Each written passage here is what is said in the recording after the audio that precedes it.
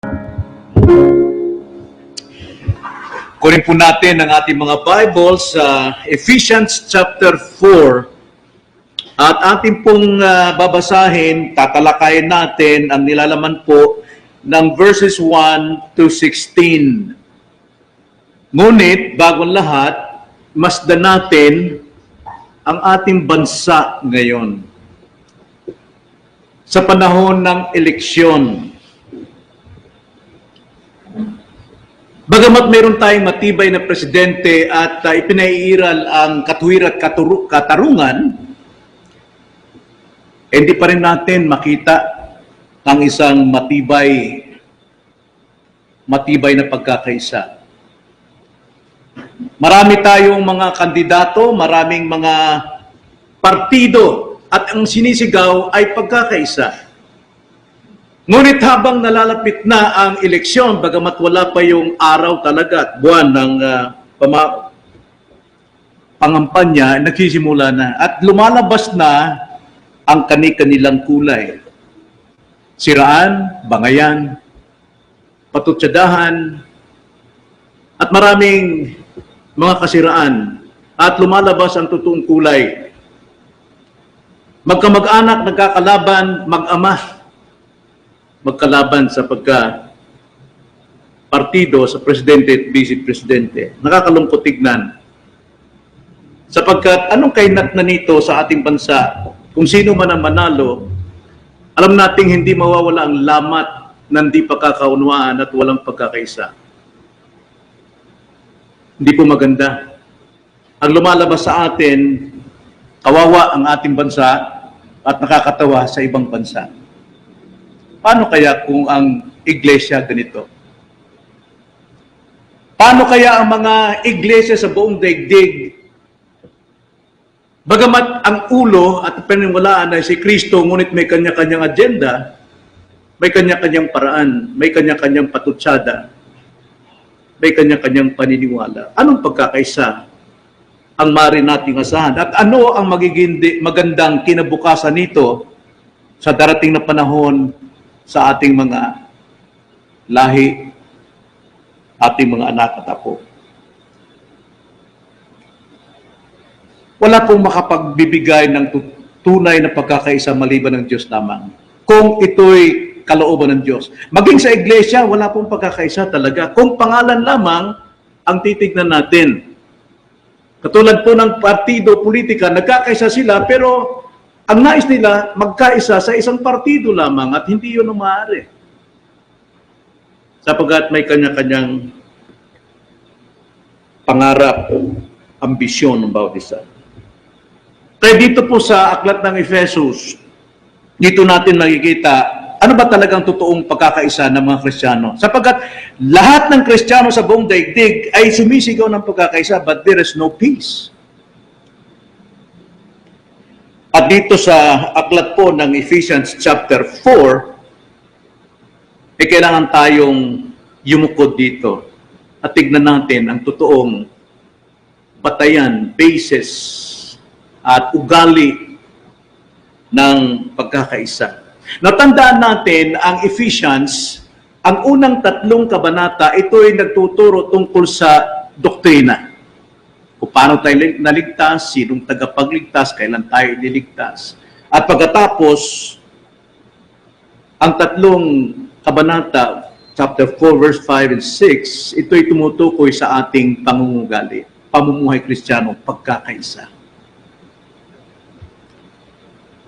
At lahat tayo ng Kristiyano, sa totoo, tayo po'y na-reconciled na sa isa't isa dahil kay Kristo. Iisa lang ang ating katawan.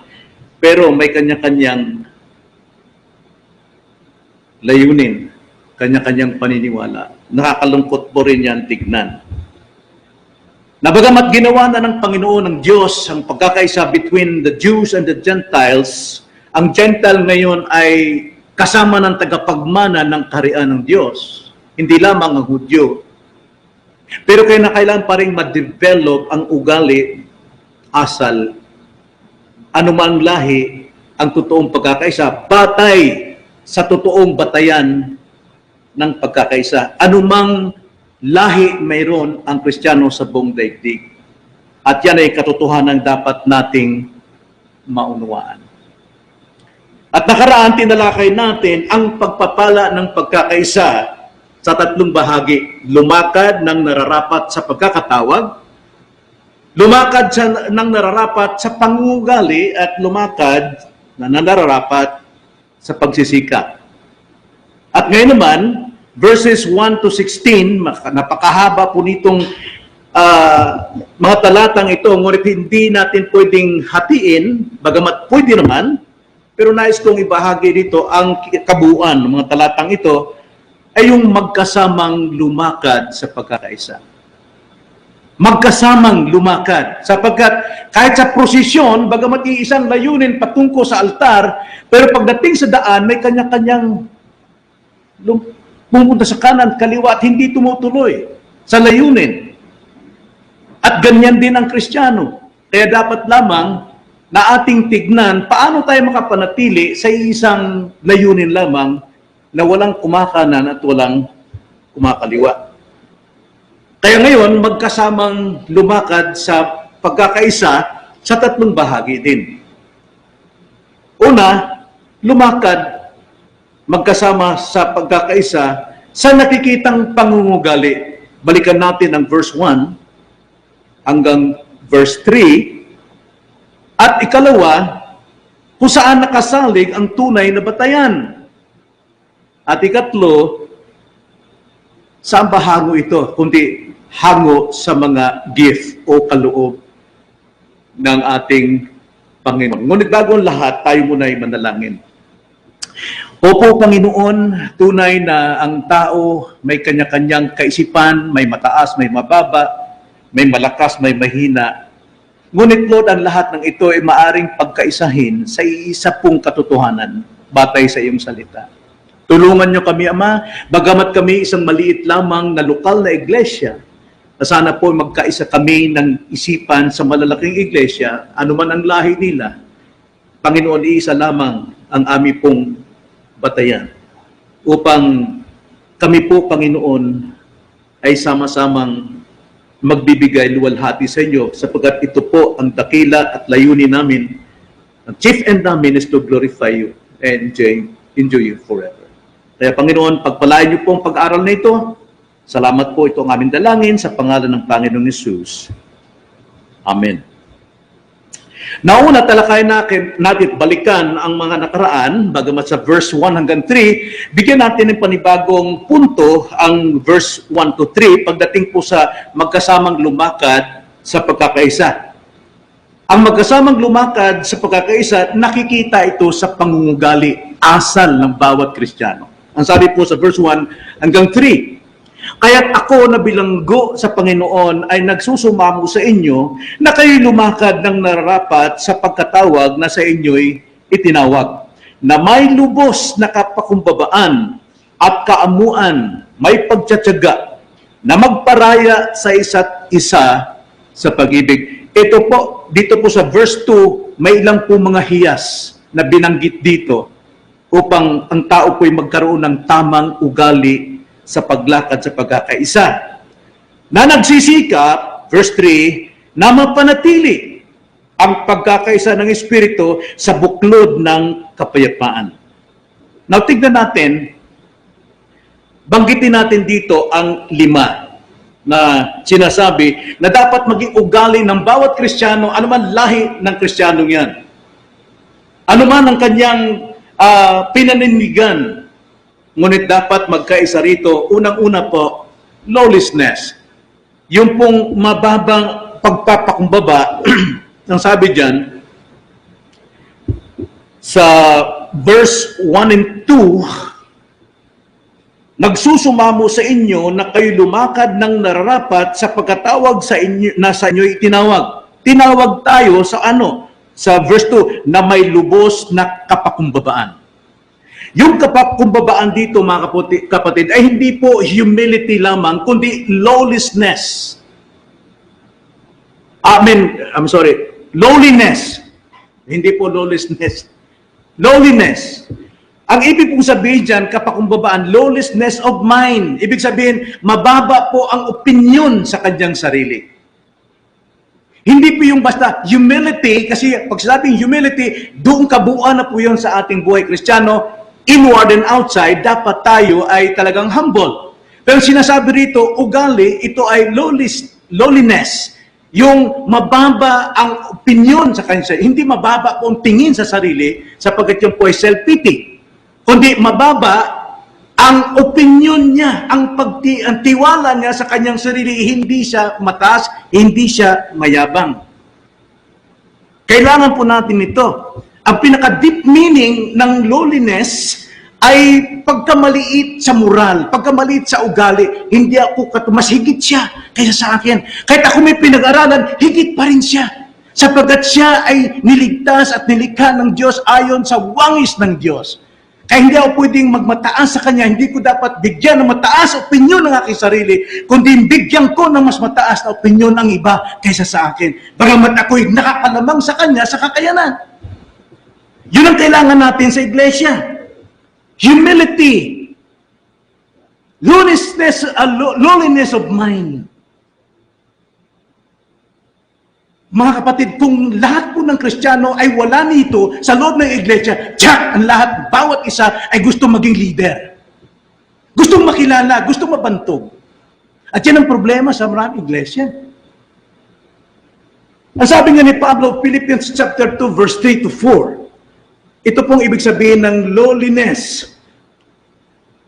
Huwag din yung gawin ang anuman sa pagpapaligsahan o pagmamataas. Hindi sa kababaan, kundi sa kababaan, ituring ng iba ay higit na mabuti kaysa inyong sarili.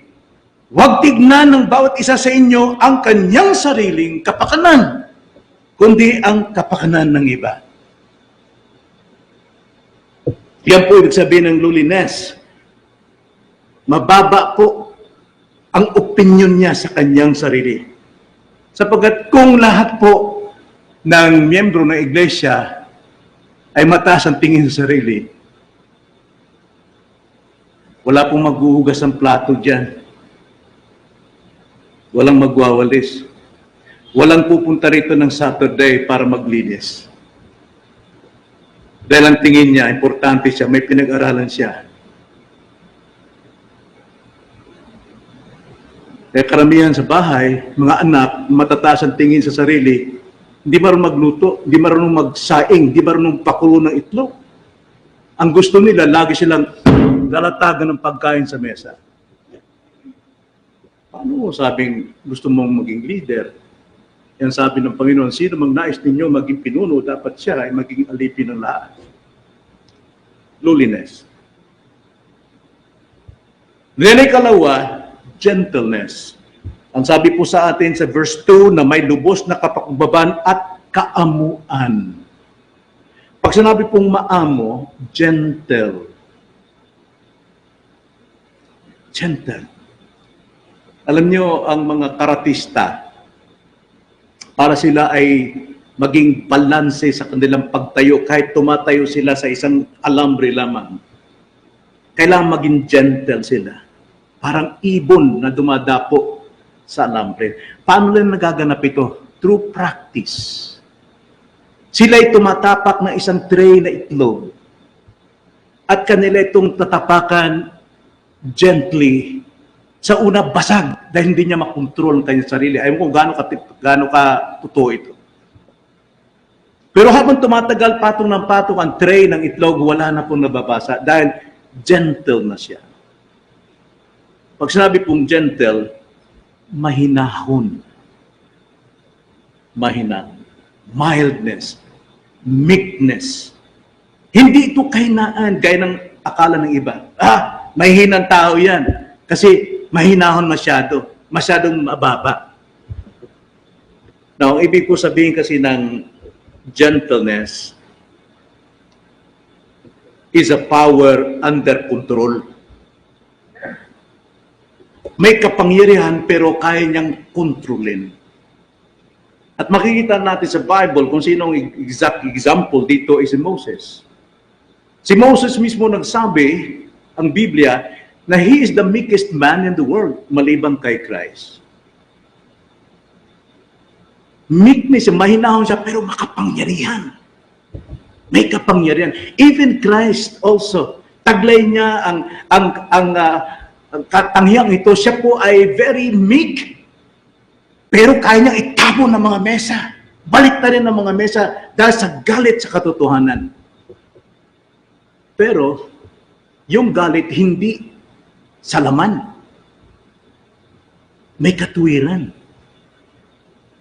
Meek. Power under control. Then, kasunod dyan ay pagtsatsaga. Pagtsatsaga po sa English ay long suffering. Matyaga talaga. Pagtsatsaga. Ibig sabihin po sa Tagalog yung pagtsatsaga, handang magbata. Hanggang tumanggap ng pasakit alang-alang sa magandang resulta. Yan po yung long suffering. Pasensyoso sa lahat ng pagkakataon. Mabagal gumanti ng tingin, ng bibig, ng salita. Hindi agad gumaganti. Long suffering. Kung wala ito sa katawan ng iglesia, bangayan. Politika, wala ito. Panay pagkukunwari lamang. Panay papuri lamang. Pero kabi-kabila ang paninira, siraan, bawat isa. Kaya kung isasalig mo ang iyong pag-asa sa buhay na magkaroon ka ng maganda at perpektong presidente, nagkakamali ka, kaibigan. Tanging si Kristo lang ang may katangian dapat nating pagtiwalaan sa lahat. Malibang magkaroon tayo ng ugali na handang magtiis sa iglesia. Alam natin sa iglesia, marami pong pasaway. Dahil hindi pa lumalago. Pero kung hindi tayo magtitiis, hindi tatayo ang iglesyang ito. Hindi mananatili. Yan po yung pangatlo. Pang-apat po, tuloy natin, ang sabi diyan, na magparaya sa isa't isa sa pag-ibig. Nagpaparaya. Bearing with one another in love. Handang pumasan, handang umako sa kapatiran. Tulad ng ginawa ng ating Panginoon, yun eh. Humalili siya sa ating kalagayan upang siya ang magbata ng parusa ng kasalanan imbis na tayo. Siya yung nagbata. Siya yung tumanggap, pumasan ng parusa dahil sa pag-ibig. May pag-ibig. So ito yung kahulugan ng pag-ibig na ito sa 1 Corinthians, the chapter of love, chapter 13. Basahin lang natin ang verse 4 and 5. Ito po yun. Ang pag-ibig ay matiisin at magandang loob. Ang pag-ibig ay hindi mainggitin o mapagmalaki o hambog. Hindi magaspang ang kilos, hindi nito ipinipilit ang sariling kagustuhan. Hindi mayayamutin. Hindi nagtatala ng mga pagkakamali. That's it. So ang love po, kaya po tayo niligtas ng Diyos sa kanyang dakilang kahabagan dahil sa kanyang pag-ibig. At dahil tayo po ay inibig ng Panginoon, dapat makita rin sa atin ang pag-ibig. Sapagkat ang umiibig ay umiibig sa Diyos. At ang mga hindi umibig, hindi nakakilala sa Diyos. Kaya utos ng Panginoon, mag-ibigan kayo tulad ng pag-ibig ko sa inyo upang malaman ng lahat ng tao na kayo'y mga alagad ko. Now, hindi ko sinasabing perfecto tayo rito. Ako, marami akong pagkakamali rito. Pero as time goes on, kailangan madala natin to, maiwasan natin yung ugali natin sa laman. Pamuhay natin sa pananampalataya. Then, panghuli, panglima, sa verse 3, na nagsisikap na mapanatili ang pagkakaisa ng Espiritu sa buklod ng kapayapaan. Ibig sabihin, pagsisikap. Pagsisikap. Nagsisikap na mapanatili ang pagkakaisa ng Espiritu. Pag sabing pagsisikap, mga kapatid, sabi nga ni General Bato, si General Bato parang kengkoy lang, ano? Nakakatawa siya, kaya naman pinagtatawanan ng ibang mga politika na para bang walang alam. Pero si Bato, masteral sa iba't ibang kurso, hindi ko alam. Nakakatawa lang siya, pero debatihin mo siya. Hindi ka patapos, sasagutin ka na. Dahil sa kanyang pagsisikap, makapag-masters at pasakit, natanggap niya yun, yung ganung klase ng ugali.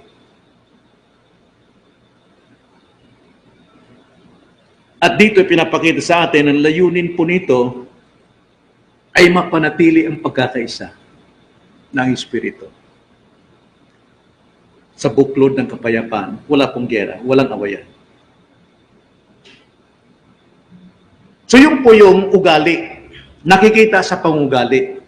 At ito po yung nakikita natin sa ating panahon ngayon, na mayroon nakamaskara na kunwari mabait, pero kung manira naman sa iba, ay matindi. Hindi po dapat makita yan sa mga Kristiyano. Marami pong mga Kristiyano, mga mataas, marami, may maliit. Kaya, kailangan dito ang pagkakaisa. Ikalawa, tignan natin from verse 4 to 6. Ang saligan ng tunay na batayan ng pagkakaisa. Saan nakasalig ito? O anong batayan nito? Verse 4 to 6. Verse 4 to 6. Sa inyong pagbasa, tama ba ako? Okay. Verse 4. Sa inyong pagbasa ay maunawaan ninyo ang aking pagkaunawa sa hiwaga. No. Chapter 4, mga kapatid. Bali ako. Chapter 4, verse 4 to 6. May isang katawan at isang espiritu kung paanong tinawag kayo sa isang pag-asa ng pagkatawag sa inyo. Isang Panginoon, isang pananampalataya, isang bautismo, isang Diyos at Ama ng lahat, na siyang nasa ibabaw ng lahat at sumasalahat at nasa lahat, mga kapatid. Ito yung pagkakaisa, maging sa iglesia nung araw, mayroon tayong marcha, mayroon tayong pagmamarcha na parang nagbo-boycott sa labas, at ang hangarin ay pagkakaisa, ecumenical movement. Alam natin yon. Lahat ng mga churches, anuman ang paniniwala mo, anumang doktrina ninyo, eh magkaisa tayo ngayon. Tandaan ko po yun. Magkaisa tayong labanan at patalsikin ng Papa. At ako pang gumagawa ng mga streamer na yun doon na nadyadyaryo. The way up. Di ba? Jesus is the way up and the Pope is the way down. Yun ang malaking nakalagay sa dyaryo. Dahil ang layunin, nagka-meeting nung araw sa Philippine for Jesus Movement, magkaisa. Ecumenical. Di balik kung anong doktrina mo. Basta Kristiyano ka, magkaisa tayo. Kahit hindi Kristiyano, kahit anong relihiyon, basta magkaisa tayo sa layunin ito. Pero ito po ang pinakabatayan po ng totoong pagkakaisa ng Kristiyano dito sa ating binasa chapter 4, verse 4 to 6. Una, ang totoong pagkakaisa, batayan ng pagkakaisa natin sa verse 3a, na nagsisikap na mapanatili ang pagkakaisa ng Espiritu sa buklod ng kapayapaan. May isang katawan, isang Espiritu, kung paano... I'm sorry, saan ba ako? Tama ba yung text ko? Tama, no? Verse 4, chapter 4, verse... I'm sorry. Verse 3 itong binasa ko rito. Tama. Mali-mali ang typing ko, chapter 3 na type ko sa aking outline. I'm sorry, mga kapatid. Ephesians chapter 4, verse 4, may isang katawan at isang espiritu kung paanong tinawag kayo sa isang pag-asa ng pagkakatawag sa inyo. Una-una, isang katawan. Now, mayroong isang katawan lamang ang iglesia, ang Kristiyano. Ito yung katawan ni Kristo. Ang iglesia, there's only one body. At ang body niyan ay ang katawan ni Kristo. Alam natin, ang iglesia. Hindi ko tinutukoy dito yung mga local churches na napakarami natin sa buong daigdig. There is only one body and that is the universal church. Ang pangkalahatang iglesia na walang ibang ulo kundi si Kristo lamang. So hindi lamang natin tinatalakay rito ang local churches but the universal church. Ephesians 1 verse 22 to 23. At kanyang inilagay ang lahat ng mga bagay sa ilalim ng kanyang mga paa at ginawa niyang ulo ng lahat ng mga bagay sa iglesia, na siyang katawan niya, ang kapuspusan niya na pumupuspos ng lahat sa lahat. Ang katawan ni Kristo, ang siyang iglesia. So tinutukoy dito ang pangkalahatan, ang pangkabuuan, ang universal church. Ito'y katawan ng ating Panginoon na siya ang ulo, katawan ng mga naligtas sa buong mundo sa lahat ng panahon. Hindi natin nakikita ito. Hindi ito tulad sa local churches sapagkat ang mga lokal na iglesia, sila yung kabahagi ng universal. At ang lokal na iglesia, sa maraming iglesia sa buong daigdig, dito natin makikita ang mga miyembro ng universal church. Pag sinabing local church, ibig sabihin mga nagsama-samang kongregasyon na mananampalataya. Now, sa every local church, hindi natin masabi lahat yan ay ligtas na, bagamat sila'y kabilang sa iglesia. Pero ang tinutukoy natin, lahat ng nasa local churches, sila yung mga mananampalataya, ligtas, na kabilang sa universal church. At sa universal church, there is only one head. And that universal church is one body of Christ. Kaya hindi po lahat ng mga nagsasabing lokal na iglesia ay katawan ng ating Panginoon. Paano maging katawan kung iba ang kanilang doktrina? Kung iba ang kanilang paniniwala. Mayroon lamang isang katawan, si Kristo, the universal church. At mayroon lamang isang ulo sa katawang yan, si Kristo. Then, ikalawa, dapat mayroon lamang isang katawan. Ikalawa, isang espiritu. Pag sinabi pong isang espiritu, ang Espiritu Santo rito na inilarawan mismo ng banal na kasulatan dito sa Ephesians, na dapat nating pinaniwalaan. Sapagkat marami pong nagsasabing Christians, pero ang tingin nila sa Espiritu Santo ay isang impluensya lamang. O di kaya pwede mong utos-utusan na gawin mong tinapay ang bato? Pwedeng tawagan ang banal na Espiritu, bigyan mo ako ng kapangyarihan ng healing. Yan bang tinutukoy na Espiritu, bagamat ginagawa ng banal na Espiritu yan? Pero tignan natin dapat kung iisang Espiritu ba ang ating taglay. Ang Espiritong ito ay pinawiwanag sa atin dito sa Ephesians. Unang-una, sino siya? Chapter 1, verse 13. Isa bang Espiritu ang taglay natin? Ang sabi dyan, sa Kanya'y kayo rin naman, na nakarnig ng salita ng katotohanan, ang ebanghelyo ng inyong kaligtasan, at kayo na sumasampalataya sa Kanya ay tinatakan ng ipinangakong Espiritu Santo. Ito ba'y paniniwala na nagsabi ng lahat ng Kristiyano na siya'y mayroong totoong tatak ng ipinangakong Espiritu? Yung paunang bayad natin habang tayo narito pa sa mundong ito. So ito yung Espiritu na ipinangako sa bawat mananampalataya. Ikalawa, verse 14, chapter 1 pa rin ng Ephesians.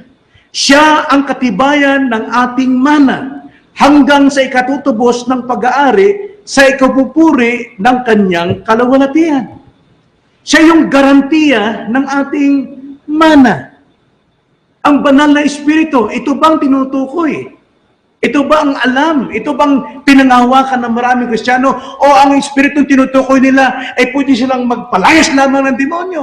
Na parang nasa kamay lang nila ang Espiritu at sumusunod sa Kanya. Pero hindi ito ang garantiya ng kanilang mana.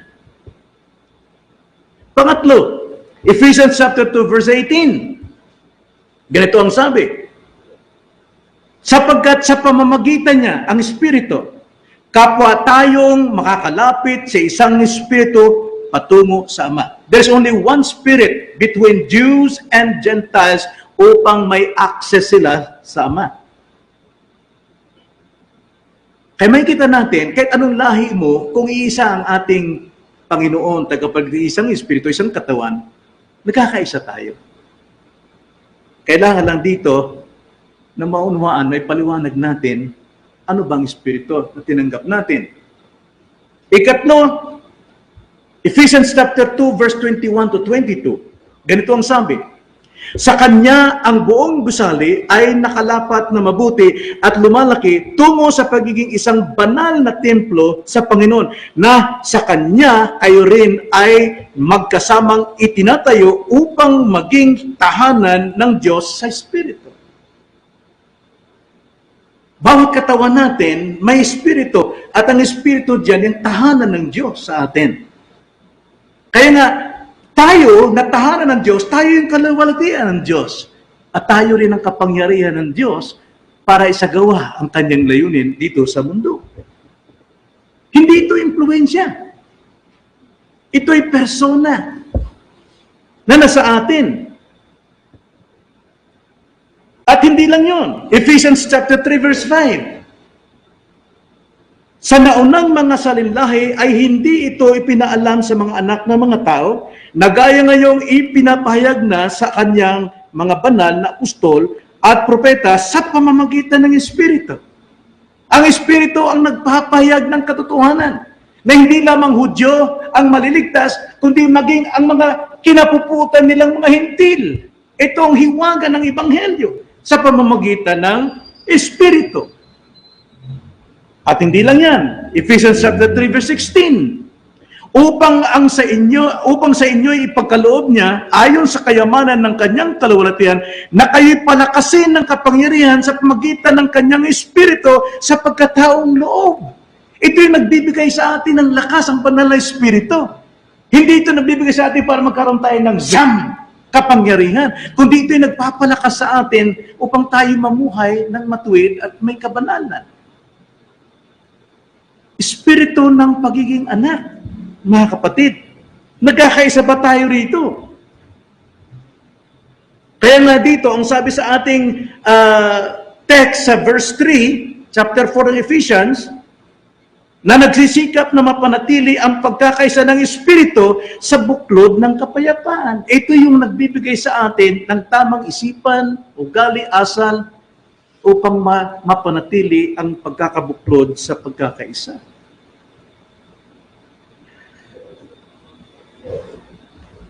Diba isang katawan, isang Espiritu ang taglay natin. At hindi lang Espiritu, isang katawan, mayroon pa tayong isang pag-asa ng pagkakatao natin. Again, Ephesians chapter 4, verse 3, na nagsisikap na mapanatili ang pagkakaisa ng Espiritu sa buklod ng kapayapaan. makikita natin ang pagkakatawag sa atin sa Espiritu. May pag-asa. Ang Espiritu po nagbibigay sa atin ng pag-asa. Now, ano pong pag-asa sinasabi rito? Ayon sa sulat ni Pablo sa ibang bahagi na kanyang sulat, sa bahagi ng ibang kasulatan ng New Testament, alam niyo po yung pag-asa rito is the resurrection day. Kaya ang banal na Espiritu nasa atin, paunang panatili sa atin, deposit sa atin, upang magkaroon tayo ng pag-asa. Saan?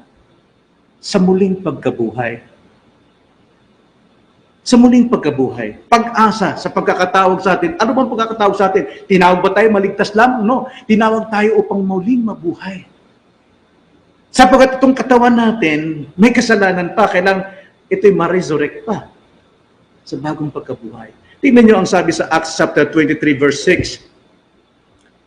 Nang mapansin ni Pablo ng ilan sa mga Saduceo at ang iba'y mga sa Pariseo ay sumigaw siya sa Sanhedrin, "Mga Ginoo, mga kapatid, ako'y isang Pariseo, anak ng mga Pariseo, ako'y nililitis tungkol sa pag-asa na aking ipinapangaral sa mga tao na kung sila'y maligtas, sila'y magkaroon ng pag-asa sa muling pagkabuhay." Sabi niya, tungkol sa pag-asa at muling pagkabuhay ng mga patay. Kaya galit na galit itong mga Pharisees and Sadducees sapagkat hindi sila naniniwala sa life after death.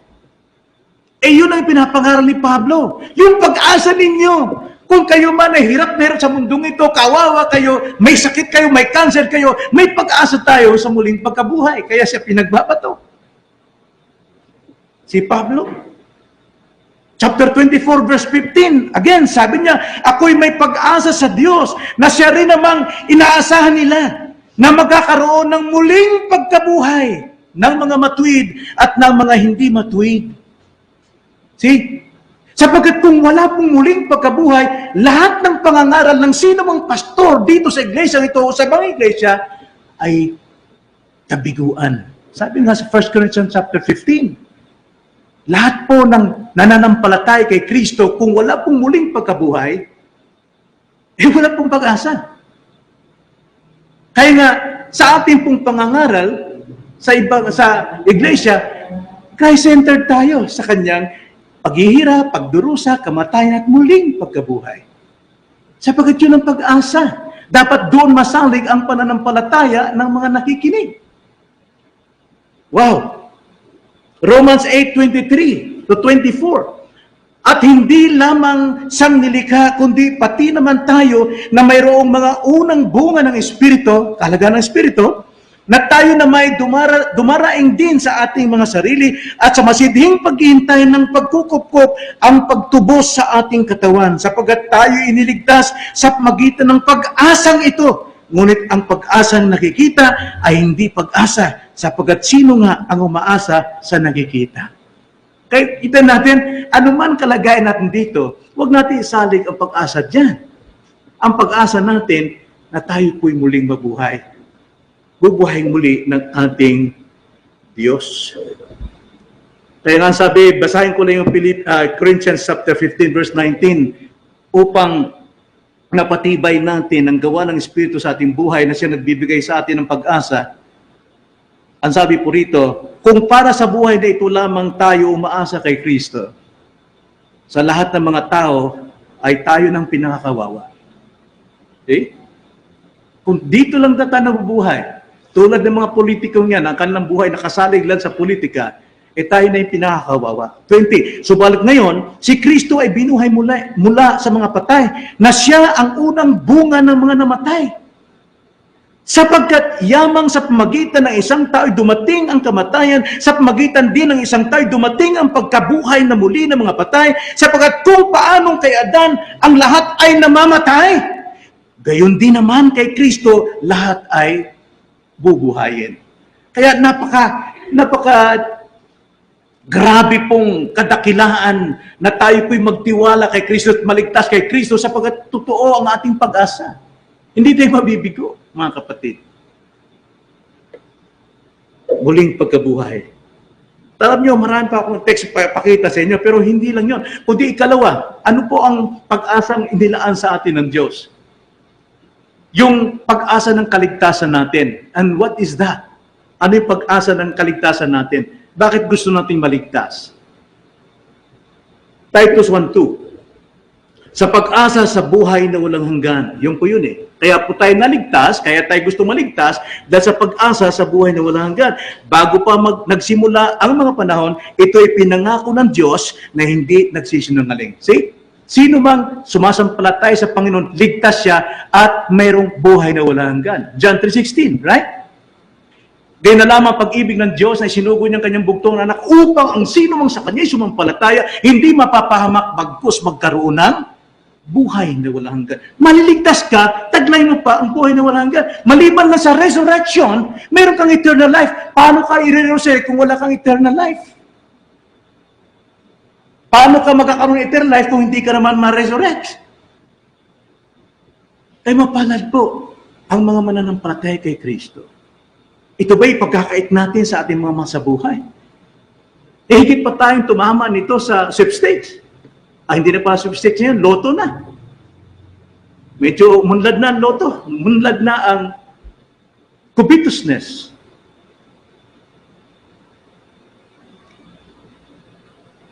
Titus 3:7, upang yamang inaaring ganap, kaligtasan, sa pamamagitan ng kanyang biyaya, tayo'y maging mga tagapagmana ayon sa pag-asa sa buhay na walang hanggan. See? Yung pag-asa natin, yung hope of our salvation is eternal life. Kaya hindi po laro-laro ang pagiging Kristiyano. Serious po ang ating pong tinanggap sa Diyos. Dapat serious din tayong mamuhay sa pagkakaisa. Alam nyo, napakahaba po ng topic na ito. Yan po yung pag-asa ng ating pagkakatawag. Pangatlo pa lang yon. Pang-apat, dapat magkaisa tayo sa isang Panginoon. Sapagkat marami po ang relihiyon na hindi po si Kristo ang Panginoon. At tatawagan natin ecumenical unity, mga kapatid. Ephesians 4 verse 5. Isang Panginoon, isang panampalataya, isang bautismo. Unahin natin Panginoon, mga kapatid. Ito'y tumutukoy walang iba kundi sa ating Panginoong Kristo. Tignan natin ang sitas ito. 1 Corinthians 8:5 verse 6. Para lang makita natin na lahat ng ating pananampalataya batay sa kanyang salita. 1 Corinthians 8:5. Sapagkat bagaman mayroong mga tinatawag na mga Diyos, gods, marami. Pope, yung kanilang pioneer, mga nagtayo ng kanilang iglesia. Sabi diyan, maging sa langit o sa lupa, gaya ng pagkakaroon ng maraming mga Diyos at maraming mga Panginoon. There's plenty of lords. Ngunit sa ganang atin ay may isang Diyos, ang Ama, na sa Kanya nagmula ang lahat ng mga bagay at tayo'y para sa Kanya at may isang Panginoon, si Jesucristo, na sa pamamagitan niya ang lahat ng mga bagay at tayo ay sa pamamagitan niya. Na alam natin, si Christ po, nung siya po ay nag-alay ng kanyang buhay, hindi niya ituring na siya po'y kapantay ng Diyos at binanggit na siya Diyos, kundi siya naglingkod mula sa pagkabata hanggang sa pagtanda, sa lahat ng pasakit hanggang sa krus na kabit na matay siya, ginawa siya ng Diyos na Panginoon. Sa langit at lupa, lahat ng tuhod, lahat ng dila magsasabi, ang Panginoon. Ginawa ng Diyos yun, si Jesucristo. So, may pagkakaisa ba? Panlima, isang pananampalataya. Malaga po ito dapat maintindihan natin. Ang sabi po sa verse 5, isang Panginoon, isang pananampalataya. Now, marami pong nagsasabi, nagkakaisa lang tayo sa pananampalataya. No. Hindi po pananampalataya ang tumitukoy dyan na pistis, faith, But ang tinutukoy dito is the body of truth. Yung kabuuan ng ating pinaniniwalaan. Kung sa ikling salita, ano yung ating confession of faith? 1689, andyan po lahat. Yun po yung isang buklod ng pananampalataya, pinaniniwalaan, pinagkakaisahan natin. Hindi ito basta yung faith na pistis, kundi ito'y body of truth na ating tinanggap mula sa mga apostol. Sapagkat ang mga apostol ang ating basihan o foundation ng ating faith. Ang doktrina ng apostol na itinuro at ginawa ng ating mga naunang mga magulang sa iglesia na nag-alay ng panahon upang buuin ito sa buong kasulatan na mabuo po ang 1689. Ngayon, tanong ko, lahat ba ng mga iglesia dyan sa labas, naniniwala sila sa 1689? Westminster Confession of Faith, naniniwala ba sila dyan? So, hindi tayo magkaisa ng pananampalataya. Isang pananampalataya lang. Itong sinasabi ni Jude. Jude 1:3. Mga minamahal, samantalang ako'y lubusang nagsisikap na sumulat sa inyo tungkol sa ating iisang kaligtasan, sabi ni Jude, natagpuan kong kailangan sumulat upang himukin kayo na ipaglaban ang pananampalataya, ang kabuuan ng ating pinaniniwalaan, the faith na minsan nang ibinigay sa mga banal. Kaya pwede mo karoon ng ecumenical movement. May naniwala dyan, ang kaligtasan na is altar calling. May naniwala sa kanila, once you're saved, always saved. Kaya kahit ano pong buhay mo, ligtas ka na. Paano tayo magkakaisa? Mayroong naniniwala dyan na ang kanilang mediator ay hindi si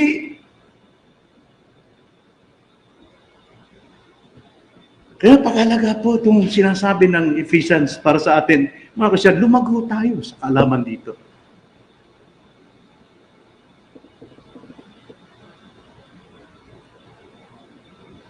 Ito yung huwarang turo ni Pablo eh. Kaya sabi niya sa Timothy, kay Timoteo, 2 Timothy chapter 1 verse 13 and 2 Timothy chapter 2 verse 2, unahin natin 2 Timothy 1:13. Ang sabi ni Pablo, sundan mo ang huwaran na mga wastong salita. Huwaran. Yung body of truth. Wastong salita na narinig mo sa akin sa pananampalataya at pag-ibig na sa kanya'y kay Kristo Jesus. So yung pong katawan ng pananampalataya o katotohanan na ating sinasampalatayanan, yun ang totoong pananampalataya ating tinitindigan. Hindi ito damdamin, hindi emosyon, kundi nakabatay sa katotohanan ng ating alam. And then 2 Timothy chapter 2 verse 2, ang sabi, at ang mga bagay na iyong narinig sa akin sa harap ng maraming saksi ay siya mo ring ipagkatiwala sa mga taong tapat na makapagtuturo rin naman sa iba. Ay huwag kayong magagalit sa akin, mga kalalakihan, kung minsan tinitignan ko ang inyong turo. Dahil ayaw kong maiba ang inyong isipan. Hindi tayo magkakaisa.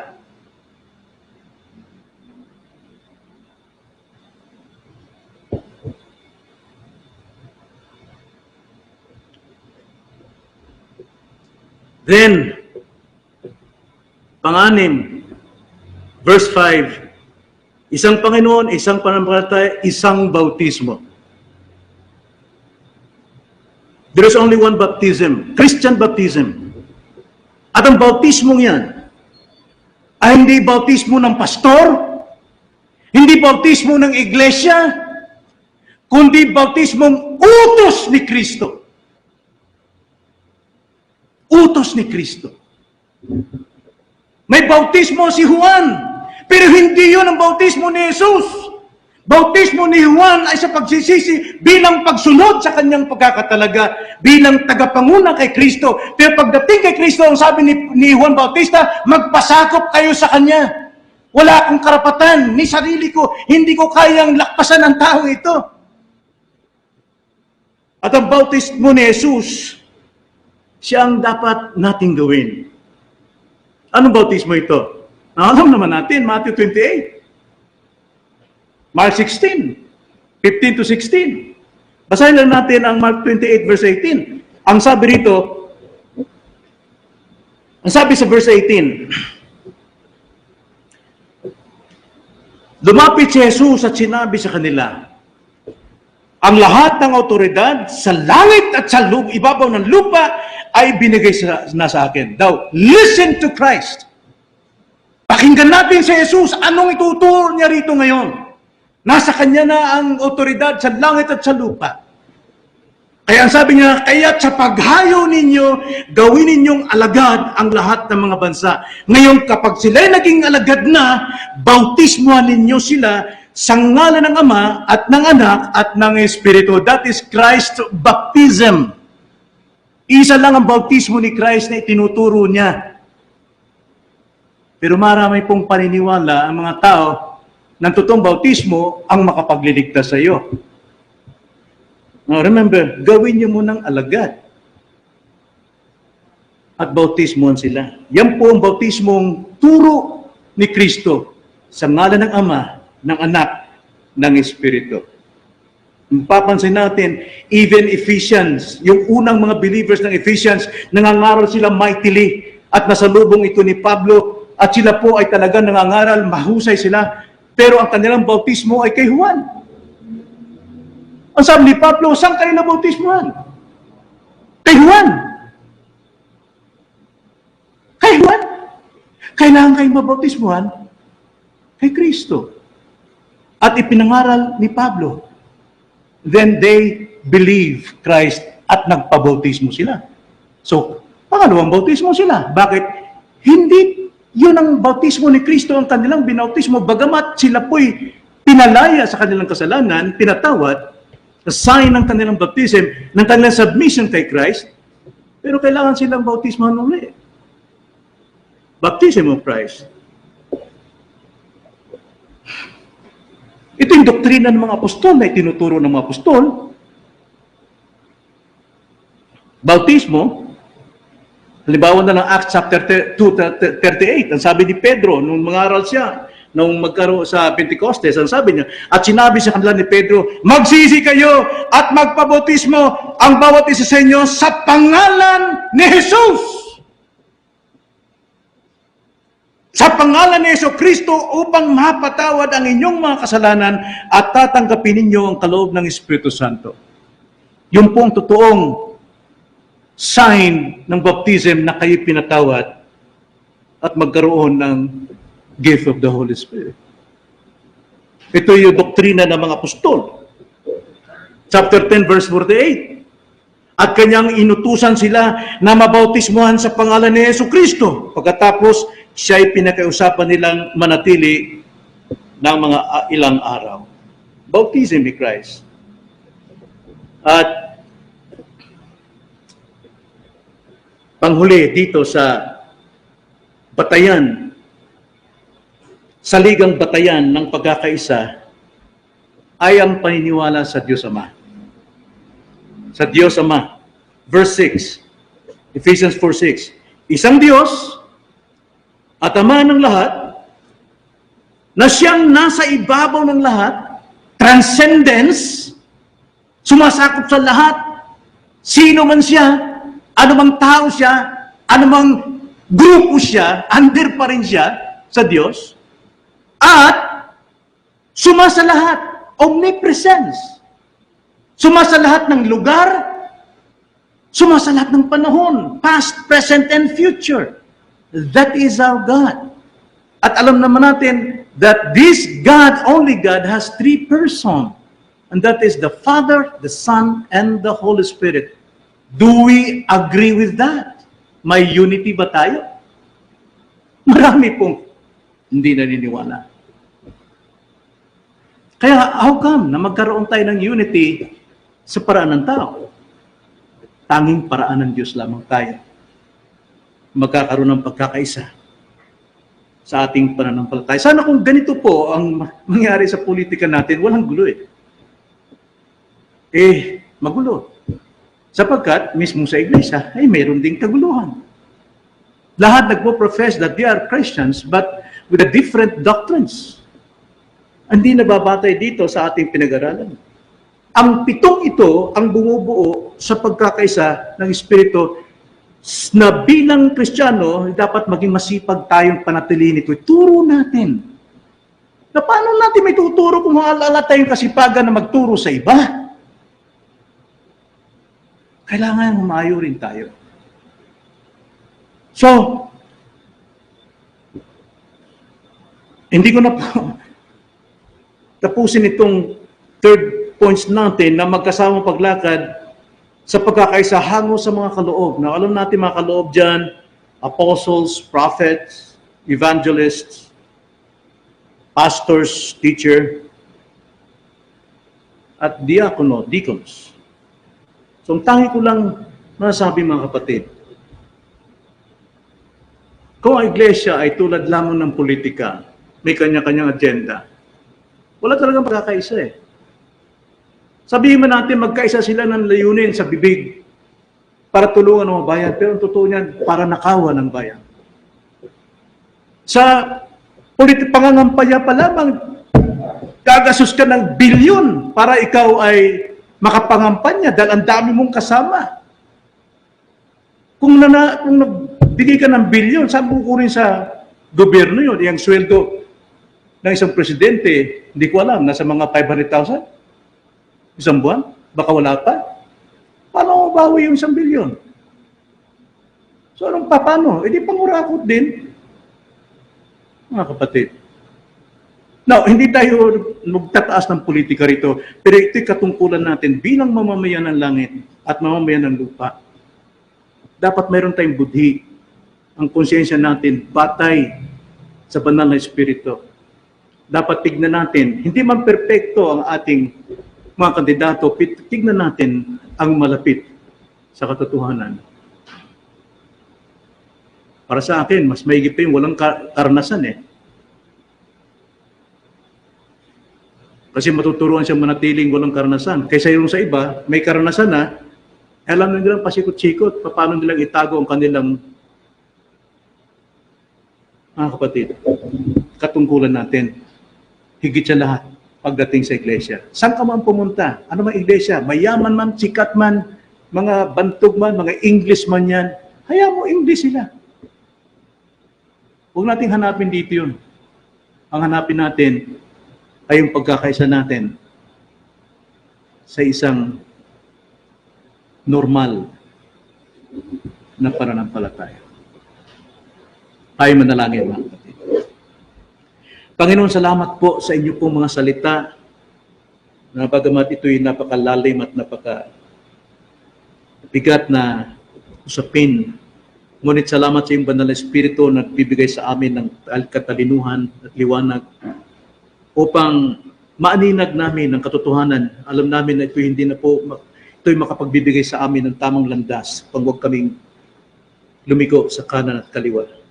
Tulungan niyo kami, Ama, na lumakad sa maliit na liwanag ito hanggang sakupin namin, hanggang sa abutin namin ang pinaka-source ng liwanag ng walang iba kundi si Kristo. Maraming salamat po. Ito kami dalangin sa pangalan ng Panginoong Hesus. Amen.